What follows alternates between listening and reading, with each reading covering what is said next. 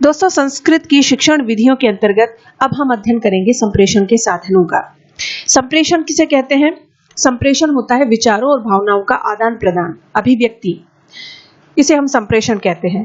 तथा वे साधन जिनके माध्यम से संप्रेषण किया जाता है उन्हें संप्रेषण साधन कहा जाता है। तो आइए संप्रेषण के साधनों का विस्तार पूर्वक अध्ययन करें। सबसे पहले हमें ये देखना है कि संप्रेषण कहते किसे हैं। तो सबसे पहले हम संप्रेषण का अर्थ समझते हैं। संप्रेषण शिक्षा की रीढ़ की हड्डी है। बिना संप्रेषण के अधिगम और शिक्षण नहीं हो सकता। देखिए कैसे? क्योंकि हमारे पास यदि पुस्तक है, हमारे पास अध्यापक है, बोर्ड है, ये सारी चीजें संप्रेषण के साधनों के अंतर्गत आती हैं। ये साधन यदि न होंगे तो शिक्षा की उचित व्यवस्था नहीं हो सकती।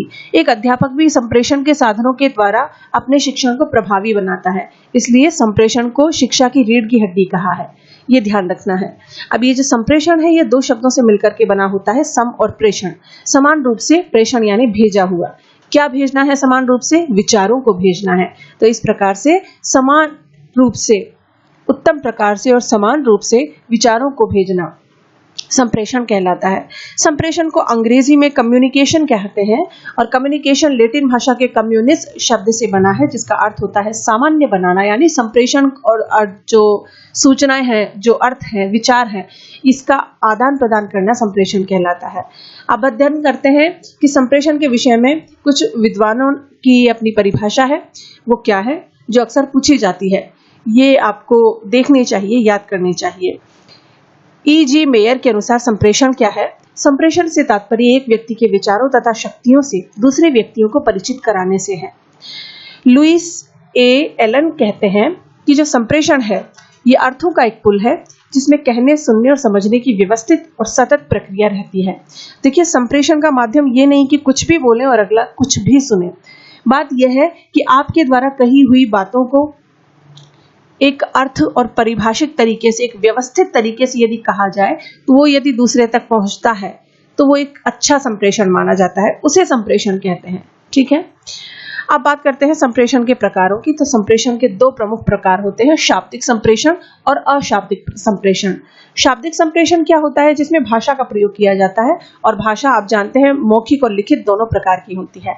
मौखिक भाषा जैसे रेडियो इत्यादि पर आप सुनते हैं, फोन इत्यादि पर आप संप्रेषण है, फोन पर आप जो किसी से बात करते हैं वो भी एक संप्रेषण है और मौखिक संप्रेषण है। इसके अतिरिक्त दूसरा संप्रेषण होता है लिखित। लिखित संप्रेषण आपको समाचार पत्र, पत्रिकाओं से, पाठ्य पुस्तक से तो मिलता ही है। इसके अतिरिक्त जितने भी आप मार्केट में होर्डिंग्स लगे देखते हैं, ये भी शाब्दिक संप्रेषण का एक प्रकार होता है। आप किसी भी बाजार से लाए हुए उत्पाद को यदि देखते हैं, उस पर जो भी कुछ लिखा होता है वो शाब्दिक संप्रेषण में आता है, लिखित संप्रेषण में आता है। इसी प्रकार अशाब्दिक संप्रेषण भी होता है जो वाणी और ध्वनि के संकेत देते हैं। वाणी और ध्वनि के संकेत किस प्रकार से मिलते हैं? जैसे ट्रैफिक पुलिस कई प्रकार के संकेत देता है, ये अशाब्दिक संप्रेषण में, उसमें किसी भी प्रकार के शब्द का प्रयोग नहीं हो रहा, लेकिन वो अशाब्दिक संप्रेषण होता है। ठीक है, ये जो यातायात की बत्तियां लगी होती है, लाल, पीली, हरी, ये अशाब्दिक संप्रेषण है। इसी प्रकार रोड के ऊपर बहुत सारे सफेद लकीरों के माध्यम से कई चीजें हमको समझाने का प्रयास किया जाता है, ये भी क्या है? अशाब्दिक संप्रेषण है। शब्द नहीं है वो कोई, लेकिन वे संकेत हैं जिनके माध्यम से हमको समझ में आ जाए। तो इस प्रकार से संप्रेषण दो माध्यमों से होता है, शाब्दिक और अशाब्दिक। शाब्दिक भी मौखिक और लिखित के माध्यम से दो प्रकार का होता है। ठीक है, अब बात करते हैं संप्रेषण के साधन। संप्रेषण के साधन जैसे शाब्दिक और अशाब्दिक हमने समझा था, उसी प्रकार आप मुद्रित और अमुद्रित साधन समझ लीजिए। मुद्रित साधन वे होते हैं जो किसी न किसी प्रकार से लिखे गए हैं, दिखाए गए हैं, और अमुद्रित वो जिनके लिए किसी भी प्रकार की भाषा का प्रयोग न किया गया। मुद्रित का अर्थ होता है छपा होना। मुद्रित जो शब्द है ना, इसका अर्थ होता है छपा होना। आप देखिए, मुद्रित साधन किसे कहते हैं? स्व अनुदेशित सामग्री इसमें आती है, स्व अनुदेशित सामग्री। अन्य मुद्रित सामग्री जैसे कि समाचार पत्र है, शोध है। शोध बोलते हैं जो स्कॉलर्स अपनी बुक लिखते हैं ना, जिसमें थीसिस लिखते हैं, उसको शोध कहते हैं। बुक जितनी भी पाठ्य पुस्तक होती हैं वे वर्कबुक होती हैं, शब्दकोश होते हैं, एनसाइक्लोपीडियाज होती हैं, एटलस जो मानचित्रों के द्वारा समझाया जाता है। ये सारे मुद्रित साधन हैं जिनके माध्यम से आपको किसी न किसी प्रकार की सूचना देने का प्रयास किया जाता है।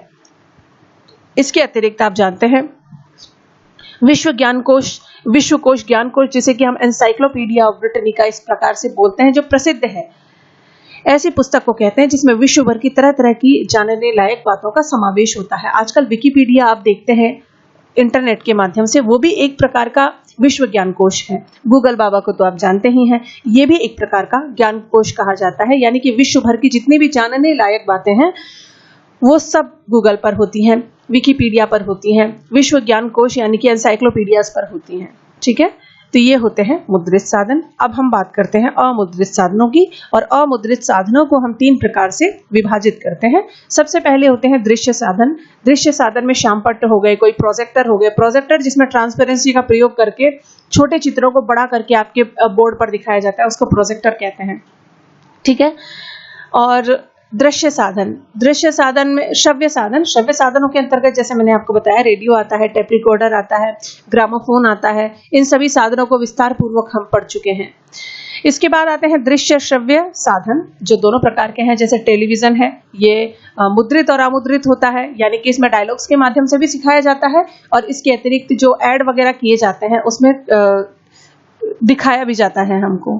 ठीक है, कंप्यूटर है, जिसके माध्यम से अभी आप ये लेसन देख रहे हैं, इसको श्रव्य दृश्य सामग्री में अमुद्रित टाइप का कहा जाता है। चलचित्र आप जानते हैं, छोटे छोटे वीडियोस, मूवीज बना करके सिखाना, ये नुक्कड़ जो नाटक इत्यादि करके और सूचना देते हैं उनको चलचित्र इत्यादि कहा जाता है। नाटक होते हैं, स्मार्टफोन होते हैं जिनके द्वारा बहुत सारी सूचनाओं का आदान प्रदान किया जाता है। तो प्रमुख ये संप्रेषण साधनों के 2 प्रकार थे। अब देखते हैं कि संप्रेषण में आने वाली बाधाएं कौन कौन सी और समस्याएं कौन कौन सी है। सबसे पहले देखते हैं हम भौतिक असुविधाएं। ठीक है, वातावरण की असुविधा हो सकती है, शोर, खराब स्वास्थ्य, ध्यान केंद्रित न होना, ये ऐसी समस्या है जो दिखाई देती है। दूसरी समस्या है भाषा संबंधी समस्या।